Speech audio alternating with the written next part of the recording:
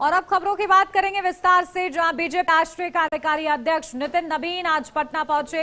इस दौरान एयरपोर्ट पर पार्टी कार्यकर्ताओं और नेताओं ने उनका भव्य स्वागत किया और इस मौके पर नितिन नवीन ने संगठन की मजबूती और बिहार में पार्टी की सक्रियता पर जोर दिया। उन्होंने कहा कि पार्टी राज्य में जन भावनाओं को समझते हुए रणनीति बनाएगी। पटना दौरे के दौरान वो स्थानीय नेताओं से बैठक करेंगे और आगामी कार्यक्रमों की रूपरेखा तैयार करेंगे। नितिन नवीन का यह दौरा बीजेपी के लिए राजनीतिक संदेश भी है, जिससे पार्टी की संगठनात्मक तैयारी और जनता से संपर्क दोनों मजबूत होंगे। कार्यक्रम में कार्यकर्ताओं की उत्साही भागीदारी देखने को मिली है। तो देखिए, नितिन नवीन आज पटना पहुंचे। एयरपोर्ट पर इस दौरान उनका भव्य स्वागत किया गया है। नेताओं और कार्यकर्ताओं के साथ उनकी बैठक भी हुई। बिहार में पार्टी की सक्रियता पर उन्होंने खासा जोर दिया है, तो संगठन मजबूत करने का संदेश भी दिया है। और देखिए, लगातार चर्चा नितिन नवीन के दौरे की कर रहे थे, लेकिन इस संबंध में अब आगे बढ़ते हैं, जहां देवरिया जनपद के गौरी बाजार थाना क्षेत्र में गोरखपुर देवरिया मार्ग पर एक बड़ा सड़क हादसा हो गया।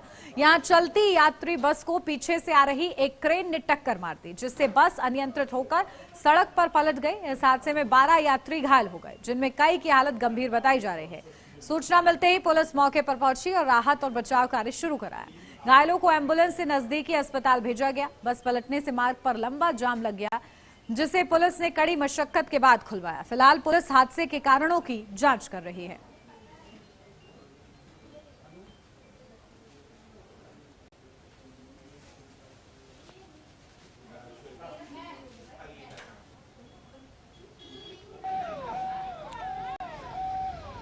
तो देखिए, यात्री बस को क्रेन ने टक्कर मारी है।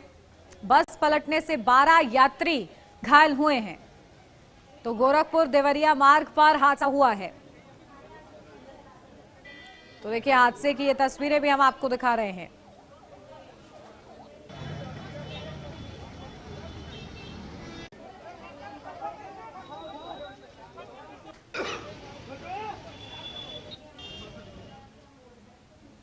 रुक करेंगे अगली बड़ी खबर का। आईपैक रेड मामले में सुप्रीम कोर्ट में सुनवाई पूरी। ईडी ने सीएम पर काम में बाधा डालने का आरोप लगाया है। तो ईडी अधिकारियों की एफआईआर पर रोक की मांग। तो बड़ा यह मामला, जहां ईडी ने सीएम पर काम में बाधा डालने का आरोप, यानी कि पश्चिम बंगाल के मुख्यमंत्री पर सीधा सीधा यह आरोप। और देखिए, हाईकोर्ट में हंगामे को लेकर सख्त सुप्रीम कोर्ट। जहां हाईकोर्ट में जो हुआ उससे हम चिंतित है, सुप्रीम कोर्ट की ओर से कहा गया। तो हम नोटिस जारी करेंगे। तो ये बड़ी खबर आपको बता रहे हैं, जहां आईपैक रेड मामले में सुप्रीम कोर्ट में सुनवाई पूरी हुई है और ईडी ने सीएम यानी कि पश्चिम बंगाल की मुख्यमंत्री ममता बनर्जी पर जांच के दौरान बाधा डालने का, क्योंकि सीधा सीधा आरोप लगातार ईडी की ओर से लगाया जा रहा है और इसी वजह से देखिए, ईडी और पश्चिम बंगाल के मुख्यमंत्री आमने सामने हैं इस पूरे मामले को लेकर। ऐसे में सुप्रीम कोर्ट ने चिंता जताई है इस पर भी कि हाईकोर्ट में जिस तरीके का हंगामा किया गया है उस पर हम नोटिस जारी करेंगे।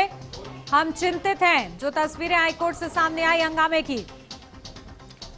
तो आईपैक मामले में देखिए, सुनवाई पूरी हुई है। आज इस पूरे मामले पर सुनवाई, और क्योंकि जब रेड के दौरान ईडी की टीम पहुंचती है प्रतीक जैन के आवास पर, तो देखिए आपको याद होगा कि वहां पर पश्चिम बंगाल की मुख्यमंत्री भी पहुंचती है, जिसके बाद ईडी की ओर से ये आरोप लगाए जाते हैं कि पश्चिम बंगाल की जो मुख्यमंत्री है वो कई दस्तावेज अपने साथ ले गई, इलेक्ट्रॉनिक दस्तावेज अपने साथ ले गई, जिसकी वजह से जांच में बाधा आई है। और इसी पूरे मामले को लेकर ईडी वर्सेस पश्चिम बंगाल की मुख्यमंत्री नजर आ रही हैं। और देखिए आप, क्योंकि ये पूरा मामला सुप्रीम कोर्ट में, इस पूरे मामले पर सुनवाई हुई, सुप्रीम कोर्ट ने चिंता जाहिर की है कि हाईकोर्ट में जिस तरीके से हंगामा किया गया इस पूरे मामले को लेकर वो ठीक नहीं था।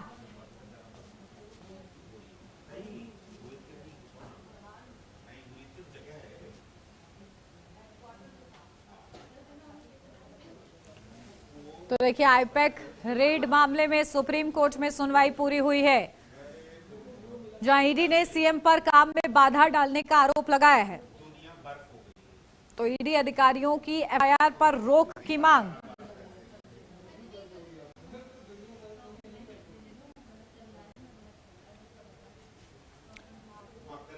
तो हाईकोर्ट में जो हुआ उस पर हम चिंता जाहिर करते हैं, सुप्रीम कोर्ट की ओर से कहा गया।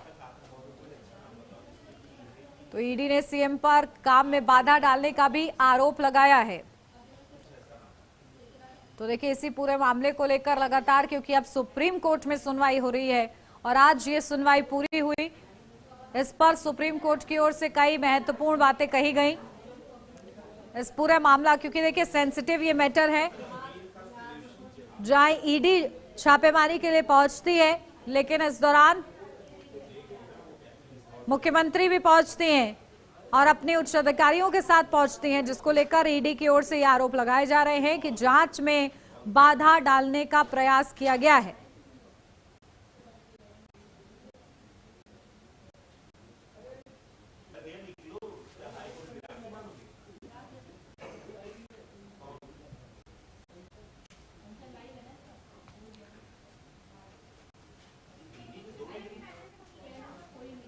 तो देखिए ये तस्वीरें हैं जो कि सामने आई हैं, जहां लगातार, क्योंकि ये पूरा मामला तूल पकड़ता हुआ नजर आ रहा है।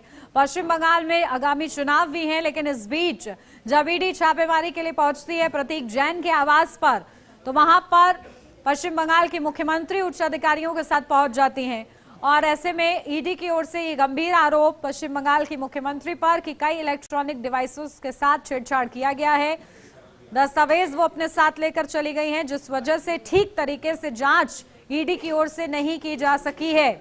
इस तरीके के आरोप उनकी ओर से लगाए गए हैं। तो देखिए आईपैक रेड मामले में सुप्रीम कोर्ट में आज सुनवाई हुई है और ईडी ने, क्योंकि लगातार बाधा डालने का आरोप लगाया था, ऐसे में ईडी ने अपनी इन बातों को दोहराया है सुप्रीम कोर्ट में भी। और चलिए इस पर अपडेट लेते हैं, हमारी संवाददाता कंचन अरोड़ा हमारे साथ जुड़ गए हैं। कंचन, क्या कुछ जानकारी? देखिए आज सुनवाई हुई है, क्या कुछ सुनवाई में दोनों पक्षों की तरफ से बात रखी गई है?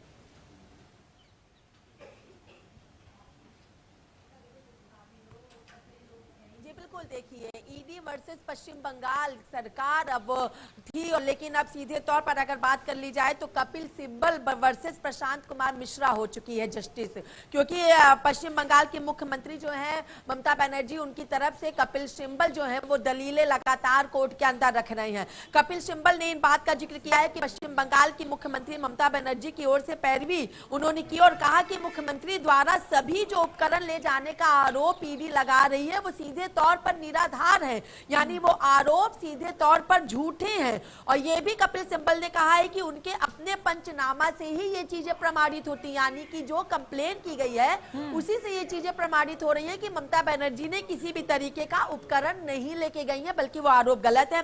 और ये भी कपिल सिब्बल ने कहा कि केवल पूर्वाग्रह पैदा कर लेने के लिए ही पंचनामा के माध्यम से न्यायालय को जानकारी देते हैं, यानी कि सिर्फ अनुमान लगाया जा रहा है, ना कि उनके पास कोई ऐसा आधार है। ये बातें कपिल सिब्बल कही जो मुख्यमंत्री ममता बनर्जी की तरफ से कोर्ट के अंदर अपनी दलीलें यानी उनकी पैरवी कर रहे हैं। अब हम आते हैं कि इस पर जस्टिस प्रशांत कुमार मिश्रा ने क्या किया। उन्होंने कहा कि आपका जो दावा है, जो कपिल सिब्बल दावा कर रहे हैं, वो दावा पूरी तरीके से विरोधाभासी है, यानी ईडी का इरादा जो है वो जब्त करने का होता तो वो जब्त कर लेते, लेकिन ऐसा कुछ भी नहीं हुआ है। ये बातें जो हैं ये जस्टिस प्रशांत की तरफ से कही गई और उन्होंने जस्टिस मिश्रा ने यह भी कहा कि हमें जांच करनी होगी, आप हमें नोटिस जारी करने से रोक नहीं सकते हैं, क्योंकि कपिल सिब्बल सीधे तौर पर सुप्रीम कोर्ट को नोटिस जारी करने से रोकने की बात कर रहे हैं, जिस पर जस्टिस ने कहा कि आप हमें नोटिस जारी करने से रोक नहीं सकते हैं।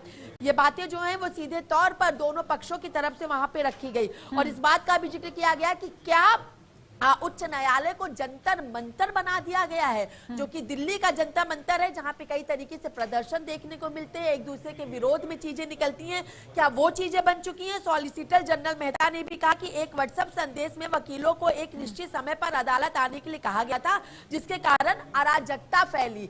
ये बातें कही गई कि वो जो वहां पे हाईकोर्ट में, कोलकाता हाईकोर्ट में जो हंगामा हुआ था वो इसलिए हंगामा हुआ क्योंकि व्हाट्सएप मैसेज के जरिए सभी वकीलों को एक साथ आने के लिए कहा गया था। था। हालांकि दोनों पक्षों की तरफ से कई दलीलें जो हैं वो कोर्ट रूम के अंदर रखी गई हैं, लेकिन अब देखना यह है कि क्या नोटिस जारी किया जाता है और किस तरीके से ममता बनर्जी जो हरे रंग की फाइल लेकर के गई हैं उस पर सुप्रीम कोर्ट अपना क्या कुछ रुख अपनाता है।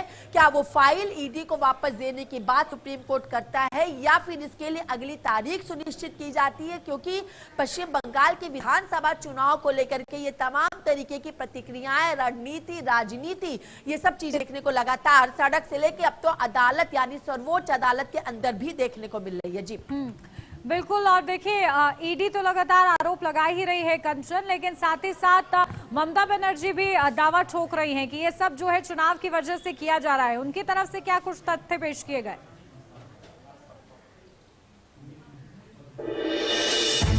जहां हर खबर है पहाड़ों की तरह एफआईआर का मुद्दा हुआ था जिस समय ईडी ने छापेमारी और हर मुद्दा है उतना ही कहा कि चुनावी राजनीतिकरण के तहत ये तमाम चीजें की जा रही हैं।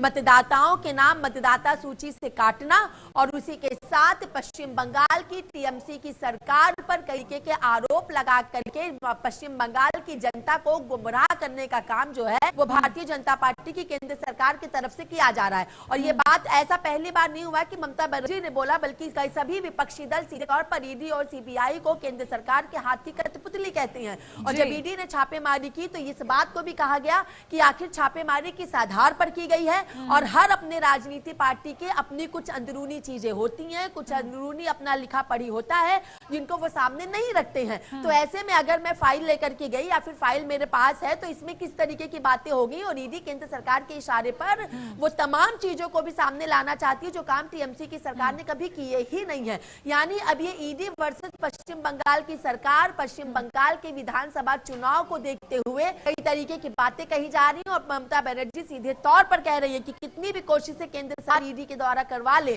लेकिन पश्चिम बंगाल में ममता बनर्जी यानी टीएमसी की ही सरकार बनेगी, बीजेपी वहां पे वापसी नहीं कर सकती। क्योंकि इसके पहले भी गृह मंत्री अमित शाह को भी लेके कई तरीके की बातें कही गई थी कि इसके पहले भी जब चुनाव थे पश्चिम बंगाल में तो भी गृह मंत्री यहाँ पर आए थे, अमित शाह आए थे, उन्होंने कई तरीके के दावे किए थे, लेकिन पश्चिम बंगाल की जनता ने उनको सीधा आईना दिखा दिया था। इस बार भी सीधा आईना दिखाएगा, लेकिन अब जनता से नहीं जीत पा रहे हैं तो कागजी कागजों को लेकर के यानी किसी राजनीति पार्टी के अंदर क्या इसको लेकर सीधा सीधा बहस यहाँ पर छिड़ गई है। और देखिए सुनवाई में और क्या कुछ हुआ है इसमें एक अपडेट आ रही है। कंचन पहले वो दर्शकों को बता दो फिर लौटती हूँ आपके पास। देखिए इस बीच ये बड़ी खबर, ममता सरकार को सुप्रीम झटका लगा है। ईडी अधिकारियों के खिलाफ दर्ज एफआईआर पर रोक। ममता बनर्जी, डीजीपी और कलकत्ता पुलिस कमिश्नर को नोटिस जारी किया गया है। 2 हफ्ते में सुप्रीम कोर्ट ने जवाब मांगा है 3 फरवरी को। अब देखिए अगली सुनवाई की तारीख भी सामने आ गई है, ये बड़ी खबर आपको बता दें। और इसी के साथ ममता सरकार को ये बड़ा और सुप्रीम झटका लगा है क्योंकि ईडी अधिकारियों के खिलाफ दर्ज एफआईआर पर रोक लगा दी गई है। तो 2 हफ्ते में सुप्रीम कोर्ट ने जवाब मांगा है। तो इसको लेकर लगातार हमारी संवाददाता हमारे साथ बनी हुई है कंचन अरोड़ा। सीधा उनका रुख करते हैं और इस संबंध में भी जानकारी लेते हैं क्योंकि देखिए बड़ा झटका ये समझा जा रहा है ममता बनर्जी के लिए। और देखिए तारीख भी क्योंकि सामने आ गई है, आज सुनवाई हुई है और अगली तारीख 3 तारीख निर्धारित की गई है। आपके पास आ रही हूँ कंचन, क्या कुछ अपडेट इस संबंध में? देखिए अब एफआईआर लगाने पर रोक लगा दी गई है, ये कितना बड़ा झटका ममता बनर्जी के लिए और आगे अब 3 तारीख का इंतजार।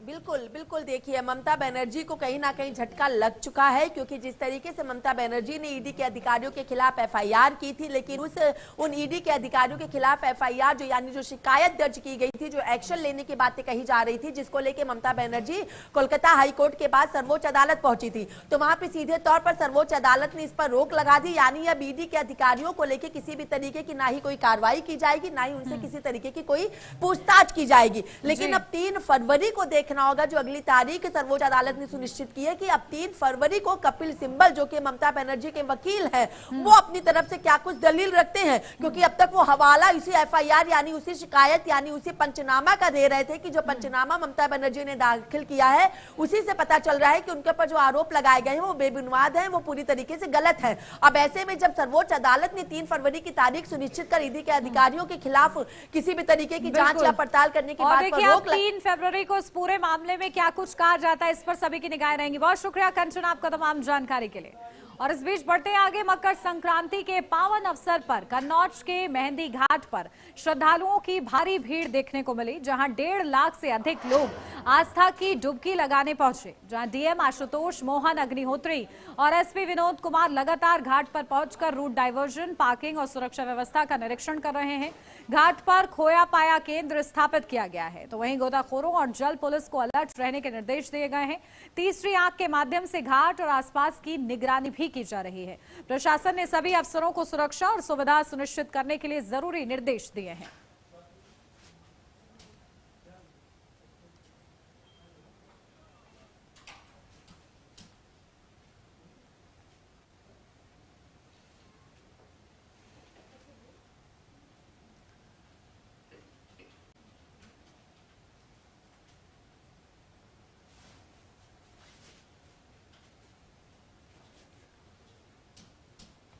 तो देखिए, पार्किंग और सुरक्षा व्यवस्था का यहां पर निरीक्षण किया गया है। गोताखोर और जल पुलिस यहां पर अलर्ट नजर आई है।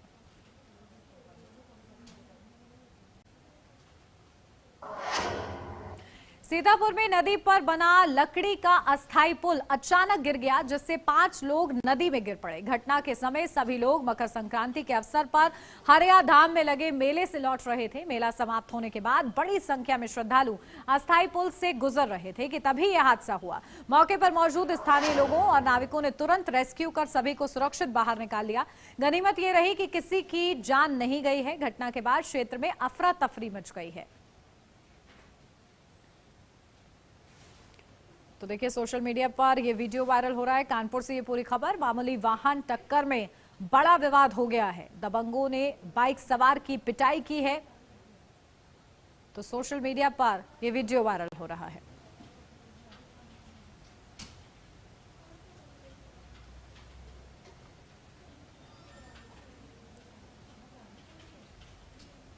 सीतापुर में नदी पर बना लकड़ी का अस्थायी पुल अचानक गिर गया, जिससे 5 लोग नदी में गिर पड़े। घटना के समय सभी लोग मकर संक्रांति के अवसर पर हरिया धाम में लगे मेले से लौट रहे थे। मेला समाप्त होने के बाद बड़ी संख्या में श्रद्धालु अस्थायी पुल से गुजर रहे थे कि तभी यह हादसा हुआ।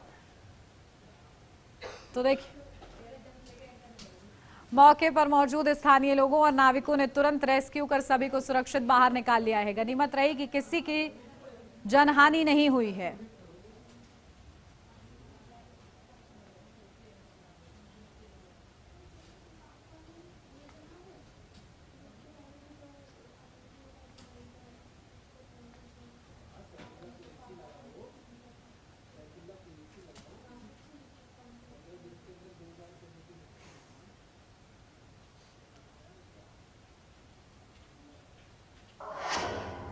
अब खबर झांसी से है, जहां सीपरी बाजार थाना क्षेत्र के चित्रा चौराहा पर चोरी की सनसनीखेज वारदात सामने आई है, जहां अज्ञात चोरों ने बिजली विभाग के कैश काउंटर और अंग्रेजी शराब एवं बियर की दुकान की दीवार तोड़कर अंदर दाखिल हुए। सबसे पहले चोरों ने दुकान के अंदर रखी शराब पी, फिर लगभग 1.5 लाख रुपए कीमत की शराब की बोतलें और गुल्लक में रखे 4,000 रुपए अपने साथ लेकर चोर चले गए हैं। पुलिस को खबर मिलने पर पता चला कि चोरों ने बगल में बने बिजली विभाग के बिल कैश काउंटर का ताला तोड़कर कंप्यूटर और अन्य सामान भी उठाकर वो ले गए हैं। तो पुलिस इस पूरे मामले की जांच में जुटी हुई है।